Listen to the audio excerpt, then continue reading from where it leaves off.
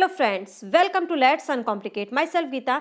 आज हम डिस्कस करेंगे क्लास 7th की एनसीईआरटी बुक ज्योग्राफी में चैप्टर 7। और इस चैप्टर के बाद केवल हमारे 2 चैप्टर और रह जाते हैं। देन हमारी 7th क्लास की ज्योग्राफी जो है फिनिश हो जाएगी। और उसके बाद जो है हम 8th चैप्टर स्टार्ट करेंगे और उसमें भी 1 वीक लगेगा क्योंकि उसमें 6 चैप्टर्स हैं और वो भी हमारी कंप्लीट हो जाएगी। जो ये चैप्टर है ये है मानवीय पर्यावरण, बस्तियाँ, परिवहन एवं संचार। तो इसमें जो है हम डिस्कस करेंगे कि बस्तियां किसे कहा जाता है और इन्हें कितने भागों में बांटा गया है। साथ में परिवहन के कितने प्रकार हैं, परिवहन के कितने साधन हैं और संचार के साधनों के बारे में जो है हम डिटेल में पढ़ेंगे। इसमें जितने भी हाईलाइटेड पॉइंट्स हैं वो बहुत बहुत इंपॉर्टेंट है सीटेट के पॉइंट ऑफ व्यू से, क्योंकि हम सब लोग जानते हैं कि जो सीटेट का एग्ज़ाम है वो पूरा एनसीईआरटी बेस्ड है। तो हम इसे जो है बेहतर तरीके से समझेंगे और प्लीज़ वीडियो अंत तक देखिएगा और अपना फीडबैक देना ना भूलें। और अगर वीडियो यूज़फुल लगता है कि इस वीडियो से हेल्प मिल रही है तो प्लीज़ एक लाइक कर दीजिए, लोगों के साथ शेयर कीजिए ताकि ज़्यादा से ज़्यादा लोगों को जो है इससे जो है हेल्प मिल सके, क्योंकि अब सीटेट का एग्ज़ाम ज़्यादा दूर नहीं है और विदाउट कोचिंग लोग अपना ये तैयारी कर सकें, यही बस मेरा मोटिव है। तो आप जो है लोगों तक पहुंचाइए। और अगर आपको डेली की अपडेट चाहिए तो चैनल सब्सक्राइब कर लीजिए और बेल आइकन को प्रेस कर लेना ताकि आने वाली वीडियो की अपडेट जो है आपको टाइम से मिल सके। आप हमसे टेलीग्राम ग्रुप पर भी जुड़ सकते हैं और टेलीग्राम का जो लिंक है वो मैंने डिस्क्रिप्शन बॉक्स में दे रखा है। चलिए स्टार्ट करते हैं। सबसे पहले देखिए बस्तियां क्या होती हैं, बस्तियां किसे कहा जाता है। तो बस्तियां वो स्थान है, सिंपल से समझिए कि बस्ती जहाँ पे हम लोग रहते हैं, अर्थात बस्तियां वो स्थान है जहाँ पे लोग अपने लिए घर बनाते हैं, तो उन्हें क्या कहा जाता है, बस्तियां। हम सब लोग जानते हैं कि जो पहले के मनुष्य थे, आरंभिक मानव थे, वो लोग जो है कहाँ पे रहते थे, जंगलों में रहते थे, वो गुफाओं में रहते थे। तो वो जो है अपने उस जंगल में जो फल होते थे, जो फल कंद होते थे, फूल पत्ते होते थे जो खाने लायक होते थे, उन्हीं को खाकर जो है अपना जीवन बसर करते थे। लेकिन धीरे धीरे मानव ने क्या किया, फसल उगाना शुरू किया। और अगर फसल उगाना शुरू किया तो फसल अगर उगा रहे हैं तो उसके कटने का इंतजार करेंगे। तो इस प्रकार जो है वो धीरे धीरे क्या हुआ, वो एक जगह जो है अस्थायी रूप से थोड़ा थोड़ा रहने लगे। और बस्तियों का जो है विकास अधिकतर नदी घाटियों के किनारे हुआ, क्योंकि वहाँ पे पानी जो है उनको आसानी से मिल जाता था। यही कारण था कि नदी घाटी के निकट ही बस्तियाँ जो है ज़्यादा वहाँ पे विकसित होने लगी। और आप लोगों ने तो अच्छे से पढ़ा होगा, जो हमने हिस्ट्री क्लास 6 की पहला चैप्टर जो है वो इसी के बारे में। और वहाँ पे सिंधु, टिग्रिस, नील और वांग ही नदियों के बारे में जैसे जैसे वो विकसित हुई हैं, मतलब किस प्रकार नदियों के किनारे नगर विकसित हुए, वो सब जो है हमने पढ़ चुके हैं हम लोग 6 क्लास में ही। तो सबसे पहले ये समझिए कि बस्तियों के कितने प्रकार होते हैं। तो बस्तियां जो हैं 2 प्रकार की होती हैं, अस्थाई और अस्थाई। देखो ये जो चैप्टर है इससे एक क्वेश्चन जरूर आता है, तो इसमें बहुत ही बेसिक चीज़ें अगर आप थोड़ा सा ध्यान से पढ़ लें और आपको यह क्लियर हो जाएगा। तो बस्तियां 2 प्रकार की होती हैं, अस्थाई बस्तियां और अस्थाई बस्तियां। जो बस्तियां कुछ समय के लिए बनाई जाती हैं, अर्थात कुछ समय के लिए मतलब कि थोड़े से समय के लिए बनाई जाती हैं, उन्हें अस्थाई बस्तियां कहा जाता है। और ये बस्तियां ज़्यादातर कहाँ पर बनाई जाती हैं, जंगलों में। अगर आप घूमने जा रहे हैं तो घने जंगलों में थोड़ी देर के स्टे करने के लिए आप वहाँ पे टेंट लगा सकते हैं। या गर्म और बहुत ज़्यादा गर्म और ठंडे इलाकों में जैसे रेगिस्तान या पर्वतों में भी ये यहाँ पे निवासी अक्सर अस्थायी बस्तियाँ बनाते हैं। और वहाँ पे जो है आखेटक, संग्रहण और स्थानांतरित कृषि जो है होती है। और वहाँ पे ऋतु प्रवास जो है वो ऋतुओं के अनुसार जो है वो अपने आप को जो है इधर से उधर जो है स्थानांतरित करते रहते हैं। मतलब कि ऋतु के अनुसार वो अपने आप को ऋतु प्रवास करते हैं। वो एक जगह से दूसरे जगह ऋतु जैसे बदलती हैं वैसे वो जाते हैं। मैं ये मान के चल रही हूँ कि स्थानांतरित कृषि क्या होती है, ये आप लोग अच्छे से इससे वाकिफ़ होंगे। और अगर नहीं है तो इस चैप्टर में इसमें ऐसा कुछ नहीं है, लेकिन मैं 8 चैप्टर में आपको डिटेल में उसमें पढ़ाऊंगी, तो यहाँ पे हम टाइम वेस्ट नहीं करेंगे। और आगे समझ लीजिए कि वो स्थान जहाँ पे भवन या बस्तियाँ विकसित होती हैं उसे बसाव कहते हैं। अब बसाव क्यों, नॉर्मल से समझ लीजिए कि जहाँ पे मनुष्य रहते हैं, मनुष्य रहने के लिए अपने लिए घर बनाते हैं, तो उसे क्या, वहाँ पे बस रहे हैं तो इसलिए उसे क्या कहा गया, बसाव। और कहीं पर भी मनुष्य बसने के लिए क्या देखता है कि वहाँ पे एक आदर्श स्थिति मौजूद हो, मतलब कि वहाँ पे उचित जलवायु हो, अनुकूल जलवायु हो, वहाँ पे जल उपलब्ध हो, उच्च उपयुक्त भूमि हो, उपजाऊ मिट्टी। इट्स वेरी इंपॉर्टेंट, ये क्वेश्चन पूछा गया है कि बसाव के लिए जो है उपयुक्त स्थिति कैसी होनी चाहिए या उपरोक्त स्थिति कैसी होनी चाहिए, प्राकृतिक दशाएं क्या होनी चाहिए। इस तरह से चेंज करके जो है आपको क्वेश्चन पूछा गया है। और पूछ सकता है कि इनमें से कौन बसाव के लिए, आदर्श बसाव के लिए कौन सा इनमें से प्राकृतिक दशाएं नहीं है, अर्थात उपयुक्त स्थिति नहीं है। तो आपको इसमें से 3 ऑप्शन सही दे देगा और 1 ऑप्शन गलत दे देगा, तो वो आपको जो है अच्छे से पता होना चाहिए। जो उपयुक्त दशाएं हैं, मतलब आदर्श बसाव के लिए जो मनुष्य देखता है, वो एक अनुकूल जलवायु उसके लिए होना चाहिए, वहाँ पे जल उपलब्ध होना चाहिए, उपयुक्त भूमि होनी चाहिए और मिट्टी भी जो है उपजाऊ, ताकि वो कृषि करके कुछ खा पी सके। ठीक है, आगे देखते हैं। देखिए, सबसे पहले तो अधिकांश बस्तियां जो हैं, आज के टाइम में देखा जाए तो अधिकांश बस्तियां अस्थाई बस्तियां हैं और इन बस्तियों में जो है लोग रहने के लिए अपने लिए जो है एक घर बनाते हैं। तो ऋतु प्रवास यहाँ पे आप देख सकते हैं क्या है, मतलब ऋतु के अनुसार जो है मनुष्य अपने मौसम के अनुसार एक जगह से दूसरी जगह आवागमन करता है, आता जाता है। तो बस्तियाँ जो हैं, दो विभिन्न चित्र हमारे सामने जो है, 2 प्रकार की बस्तियां हैं। ये देखिए, एक सघन बस्ती है, सघन बस्ती, एक प्रकीर्ण बस्ती है। तो हम क्या देख रहे हैं इसमें, बस्तियां 2 प्रकार की हैं, एक अस्थाई बस्ती, अस्थाई बस्ती। अब इसमें भी आप देखिए कि जो बस्तियों के 2 भिन्न ये चीज़ें दिखाई गई, एक सघन बस्ती और एक जो है प्रकीर्ण बस्ती। सघन बस्ती हम देख रहे हैं कि बहुत पास पास घर बने हुए हैं, मतलब बहुत ज़्यादा घना बसा हुआ है, और प्रकीर्ण बस्ती मतलब कि जिसमें घर जो है दूर दूर बने हुए हैं। और आप देख सकते हैं ये पहाड़ी एरिया पे हमें देखने को मिल रहा है, और जो सघन बस्ती है ये गांव क्षेत्र में भी हो सकता है, नगरों में भी हो सकता है। तो बस्तियों की बात करें तो ग्रामीण और शहरों को लेकर चलते हैं। तो अगर हम ग्रामीण और शहर की बात करें तो गांव में जो है ग्रामीण बस्ती होती है, जहां लोग क्या करते हैं, यहाँ पे काम लोगों को क्या होता है, कृषि करना मेन काम होता है। मुख्य काम उनका क्या उत्पादन का होता है, कृषि करना। मत्स्य पालन भी करते हैं, वानिकी, दस्तकारी, पशुपालन संबंधी कार्य में वो लगे रहते हैं। ग्रामीण बस्ती जो है वो सघन भी हो सकती है, प्रकीर्ण भी हो सकती है। अर्थात कहने का मतलब ये है कि अगर थोड़ा सा आप जो है सिटी साइड में जाएंगे, गाँव में ही, तो वहाँ पे देखेंगे कि घर जो है पास पास में बने हुए हैं। लेकिन वहीं अगर आप जो है पूरा प्रॉपर गांव में होंगे तो प्रकीर्ण बस्ती देखने को मिलेगी, अर्थात घर जो है थोड़े से दूर दूर पे देखने को आपको मिलेंगे। तो सघन बस्ती का मतलब हुआ जहाँ पे घर पास पास में होता है, प्रकीर्ण का मतलब जहाँ पे घर दूर दूर होता है, और ये ग्रामीण और शहरी दोनों ही क्षेत्रों में देखने को मिलती हैं। तो सघन बस्तियों में ये मैंने बता दिया, घर पास पास में होते हैं, प्रकीर्ण बस्तियों में जो है घर दूर दूर होते हैं। तो इस प्रकार बस्तियां जो है मुख्यतः पहाड़ी क्षेत्रों में घने जंगल होते हैं वहाँ पे, और वहाँ की जलवायु भी जो है अलग थोड़ा सा बाकी जगहों से डिफरेंट पाई जाती है। तो वहाँ पे जो है घर हमें क्या दिखते हैं, प्रकीर्ण देखने को मिलते हैं। ग्रामीण क्षेत्रों में लोग अपने पर्यावरण के अनुकूल घर बनाते हैं क्योंकि वहाँ पे जो है अत्यधिक वर्षा वाले क्षेत्रों में देखेंगे कि आप जो है जो जहाँ पे ज़्यादा वर्षा होती है वहाँ पे क्या करेंगे, ऊंची ढाल वाली छतें बनाएंगे। और जिन स्थानों पे वर्षा के समय में जो पानी जम जाता है तो वहाँ पे जो है ऊंचे प्लेटफॉर्म पे घर बनाए जाते हैं। मतलब अत्यधिक वर्षा वाले क्षेत्रों में ढाल वाली छतें बनाई जाती हैं ताकि पानी आसानी से निकल जाए, और जिन क्षेत्रों में पानी जमा हो जाता है उन क्षेत्रों में जो है स्टिल्ट पर घर बनाए जाते हैं। ये भी क्वेश्चन पूछा जाता है, जिन जगहों पे पानी का जमाव अत्यधिक होता है वहाँ पे घर किस प्रकार के बनाए जाते हैं, तो वहाँ पे घर जो है स्टिल्ट पर जो है मकान बनाया जाता है।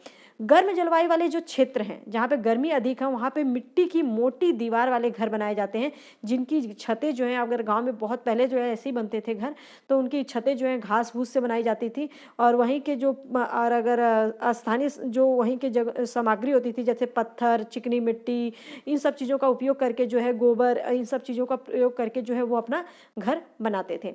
और वहीं उसका अपोजिट अगर हम नगरीय बस्ती की बात करें तो नगर में क्या देखने को मिलता है कि जो नगर हैं वो कैसे हैं, वो छोटे हैं, छोटी एवं जो शहर हैं उनसे बड़ी बस्तियां होती हैं।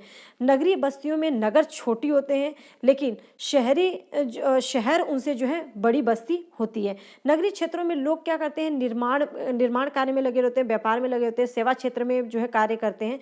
तो इस प्रकार से आप जो है आप इसमें डिफरेंस कर सकते हैं कि गाँव में घर कैसे होते हैं, शहर में कैसे घर होते हैं।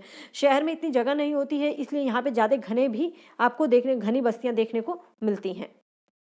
अब बात आती है परिवहन की। तो परिवहन समझ लीजिए, परिवहन क्या है, परिवहन जो लोगों को एक स्थान से दूसरे स्थान तक पहुंचाने में मदद करे, आवागमन में उनको जो है आवागमन का साधन होता है। तो परिवहन लोगों को भी और सामान को भी एक स्थान से दूसरे स्थान पर पहुंचाने में मदद करता है।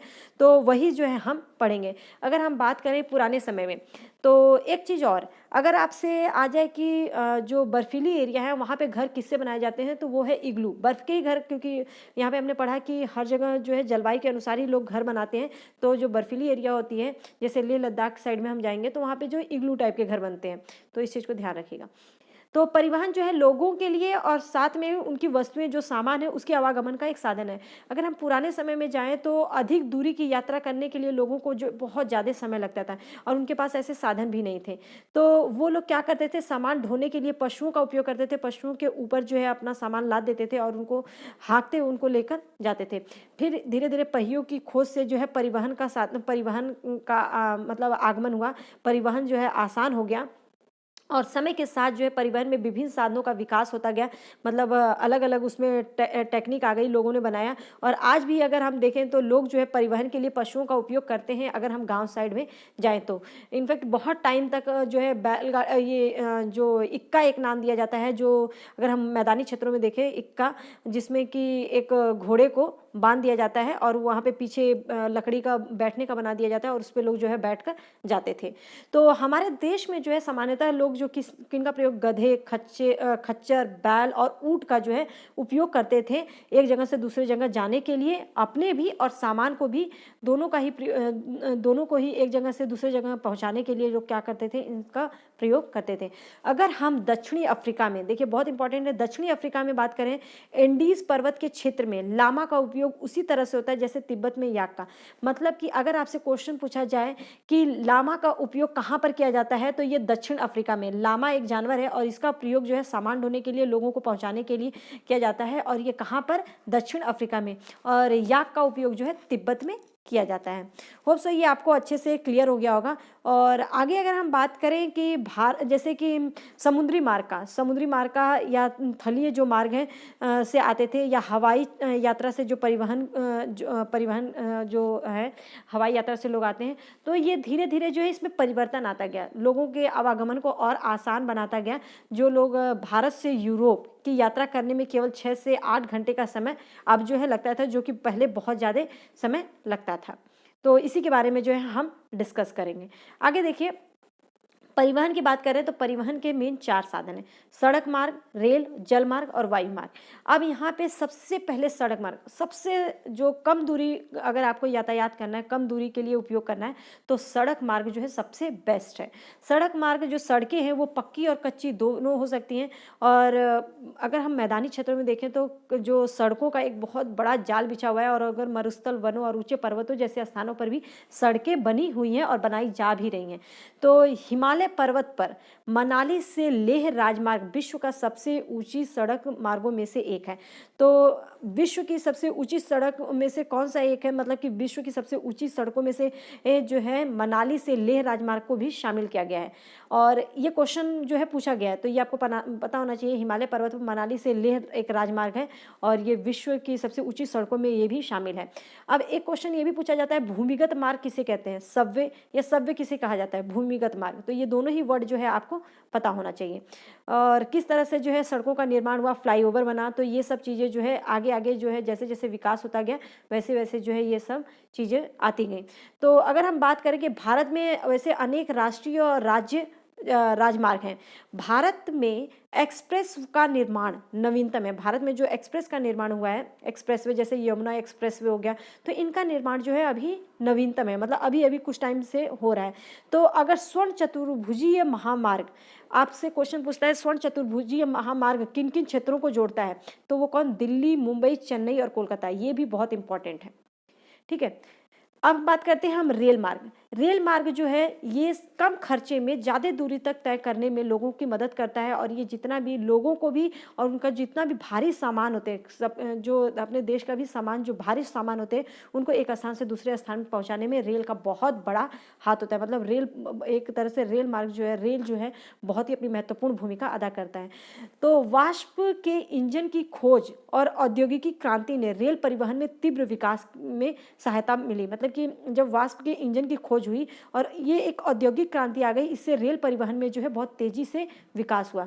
वही जो है इसका स्थान, वाष्प के इंजन का जो स्थान है, डीजल एवं विद्युत इंजनों ने व्यापक रूप से वाष्प इंजनों को स्थान ले लिया। और इससे क्या हुआ, डीजल और विद्युत इंजनों के आने से जो है गाड़ियां जो है सुपरफास्ट रेलगाड़ियों में परिवर्तित हो गई और ये परिवहन की गति और इससे जो है क्या हुआ, तीव्र होती चली गई। और भारतीय रेलवे जो भारतीय रेल मार्ग है उस अगर देखा जाए पूरी एशिया में सबसे बड़ा जो है ये है, भारतीय रेल मार्ग का जाल बहुत ज़्यादा बिछा हुआ है और ये एशिया में जो है सबसे बड़ा है। तो एशिया में क्या सबसे बड़ा है? रेल मार्ग। अब बात करते हैं, देखिए जाइनिंग से ल्हासा के बीच चलने वाली रेलगाड़ी समुद्र तल से कितना 4000 मीटर की ऊंचाई पर चलती है, जिसका सबसे ऊंचा बिंदु समुद्र तल से 5072 मीटर है। तो जाइनिंग से ल्हासा के बीच चलने वाली रेलगाड़ी का समुद्र तल से कितनी ऊंचाई है और सबसे ऊंचा जो समुद्र तल से उसका ऊंचाई पड़ता है वो भी आपको पता होना चाहिए।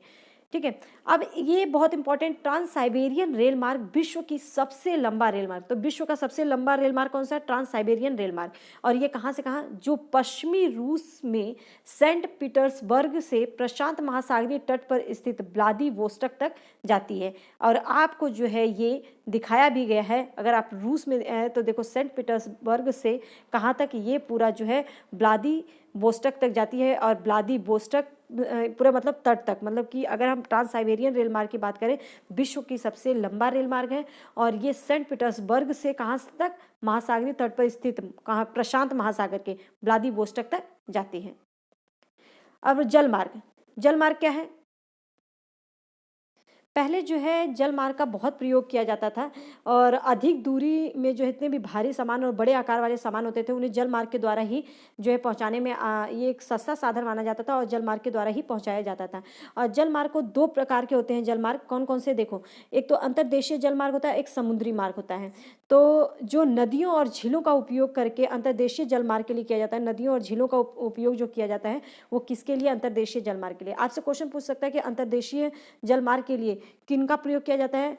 तो महासागर या सागर, नदी, झील, ये इस तरह से दे सकता है। तो क्या आपका आएगा? नदी या झील में से जो भी ऑप्शन होगा वो करेक्ट होगा। ठीक है, आगे देखिए अंतर्देशीय जल मार्ग कौन कौन से हैं। ये भी क्वेश्चन बनता है कि इनमें से कौन सा अंतर्देशीय जल मार्ग है, और ऑप्शन में आपको समुद्री मार्ग और अंतर्देशीय जल मार्ग दोनों दे देगा। और आपसे जो पूछा जाएगा आप वो पढ़े होंगे तो अच्छे से आप क्लियर कर सकते हैं। तो अंतर्देशीय जल मार्ग क्या है? वो है, देखिए, गंगा ब्रह्मपुत्र नदी तंत्र, ये क्या है? अंतर्देशीय जल मार्ग। उत्तरी अमेरिका में अगर ग्रेट लेक और अफ्रीका में जो है नील नदी, ये क्या है? अंतर्देशीय जल मार्ग। ठीक है, अगर हम बात करते हैं समुद्री और महासागरीय मार्गों का, तो व्यापारिक माल एवं सामान को एक देश से जब दूसरे देश में पहुंचाने के लिए, जब लोग सामान, अंतर्देशीय जल मार्ग वो होता है जब सामान जो है अपने ही देश में एक जगह से दूसरे जगह ले जाना होता है, तो अंतर्देशीय जल मार्ग, जैसे गंगा ब्रह्मपुत्र नदी तंत्र। उत्तरी अमेरिका में ग्रेट लेक का प्रयोग किया जाता है, अफ्रीका में नील नदी का प्रयोग किया जाता है। अगर वही समुद्री और महासागरीय मार्गों का उपयोग करते हैं तो मतलब कि जो सामान एक देश से दूसरे देश में पहुंचाया जा रहा है, और वो जो है क्या कहलाते हैं? वो आपका समुद्री मार्ग कहलाते हैं। तो ये मार्ग जो है पत्तनों से जुड़ जाते हैं। और विश्व के महत्वपूर्ण पत्तन कौन से? एशिया में सिंगापुर, ठीक है, मुंबई, और उत्तर अमेरिका में जो है न्यूयॉर्क, लॉस एंजल्स, दक्षिण अमेरिका में रियो डी जेनेरियो, अफ्रीका में डरबन, केप टाउन, और ऑस्ट्रेलिया में सिडनी, यूरोप में लंदन। ये जो है महत्वपूर्ण क्या है? आपके महासागरीय मार्ग है, समुद्री मार्ग है। ठीक है, आगे देखते हैं वायु मार्ग। वायु मार्ग जो है ये तो 20वीं शताब्दी में हमारा आरंभ हुआ और ये बहुत तेज़ी से जाता है, बहुत कम समय में ज़्यादा दूरी तय करता है, लेकिन बहुत ही ज़्यादा महंगा भी है उसके साथ ही, क्योंकि ईंधन की लागत इसमें अधिक होने के कारण इसका जो है ये बहुत ज़्यादा लोगों के लिए सर्वाधिक बहुत महंगा भी पड़ जाता है, ये लोगों के लिए बहुत ज़्यादा महंगा पड़ जाता है। वायु यातायात खराब होने पर, अगर हम बात करें वायु यातायात जो है ये मौसम खराब अगर हो जाता है या कोहरे तूफान जैसा मौसम होता है तो ये जो है इसको प्रभावित करता है। यह यातायात का एक अकेला साधन जो कि सर्वाधिक दुर्गम और दुरूह स्थानों तक पहुंच सकता है, मतलब ऐसे ऐसे जगहों पे जा सकता है जहाँ पे बाकी जो है साधन नहीं पहुंच सकते। तो जैसे कि अगर कहीं पर आपको कहीं पर कोई प्रॉब्लम आ गई, तो जैसे अगर बात करें कि जहाँ सड़क और रेल मार्ग नहीं है वहाँ पे भी इसके द्वारा जो है सामान पहुँचाए जाते हैं, लोगों को पहुँचाया जाता है। हेलीकॉप्टर के द्वारा जो है ऐसे स्थान जहाँ पे लोग नहीं जा सकते, हेलीकॉप्टर के द्वारा वहाँ पे सामान पहुँचाया जाता है। अगर कोई संकटकालीन स्थिति आ जाए, कोई ऐसी आपदा आ जाए, तो वहाँ पे जो है लोगों को बचाने के लिए भोजन, जल, कपड़े, दवाएँ सब कुछ जो है भेजा जाता है। और कुछ जो है हवाई पत्तन महत्वपूर्ण है, वो कौन कौन से हैं? Delhi, Mumbai, New York, London, Paris, Frankfurt and Cairo. तो ये अच्छे से क्लियर हो गया होगा। संचार साधन कौन कौन से हैं? संचार क्या होता है? संचार माध्यम है एक, मतलब संचार दूसरों के पास तक अपनी सूचना पहुंचाने का एक माध्यम होता है। और आज हम देख सकते हैं कि तकनीक का इतना तेजी से विकास हुआ है कि मानव ने संचार के एक नए तीव्र साधनों को विकसित कर दिया है। अगर हम एक बात करें तो एक टाइम ऐसा था कि लोग लेटर से मतलब अपनी बातें कहते थे, आज लिख रहे हैं तो 10 दिन के बाद लोगों को पता चलता था कि यहाँ की क्या खबर है, क्या हालचाल है। लेकिन आज संचार साधनों की इतना विकास हो गया, तकनीकी विकास हो गया है कि आज जो है मिनटों में आप लोगों को देख भी लेते हैं और जो है उनसे बातचीत आसानी से कर सकते हैं। तो संचार के क्षेत्र में विकास से विश्व में एक सूचना क्रांति आ गई है। सूचना प्रदान करने के लिए, शिक्षा, मनोरंजन के लिए संचार के विभिन्न साधनों का उपयोग जो है हो रहा है। अगर हम समाचार पत्रों की बात करें, रेडियो, टेलीविज़न के द्वारा हम अब बड़ी से बड़ी जो संख्या में लोगों के साथ संचार कर सकते हैं। इसलिए इनको क्या बोला गया है? जनसंपर्क माध्यम कहा गया है। अब एक बहुत इंपॉर्टेंट चीज़ आती है सैटेलाइट। सैटेलाइट से संचार में तीव्रता आई क्योंकि तेल की खोज, वनों का सर्वेक्षण, भूमिगत जल, खनिज संपदा, मौसम का पूर्वानुमान लगाना, आपदा की पूर्व चेतावनी देना, ये सब जो है सैटेलाइट के माध्यम से ही मतलब सैटेलाइट के माध्यम से ही संभव हो पाया है। अब हम जो है इंटरनेट के माध्यम से इलेक्ट्रॉनिक मेल, ईमेल भी भेज पा रहे हैं, जो कि पहले नहीं भेज पाते थे। तो ये हम सब देख सकते हैं किस प्रकार सूचना में जो है एक क्रांति आ गई है, जो कि संपूर्ण विश्व में इस प्रकार जो है लोगों के बीच, लोगों एवं सेवाओं संस्थाएं जो हैं इनके बीच एक तीव्र गति से आपसी संपर्क संभव हो पाया है। और एक आज जो है हम एक बृहद विश्व समाज के रूप में जो है विकसित हो रहे हैं। तो ये चैप्टर जो है बहुत ही इंपॉर्टेंट है सीटेट के पॉइंट ऑफ व्यू से, और बहुत बेसिक चीज़ें हैं इसके अंदर। और एक क्वेश्चन जो है पक्का आ जाता है, तो प्लीज़ ध्यान से पढ़िएगा, वीडियो अंत तक देखिएगा और अपना फीडबैक देना ना भूलें। Thank you.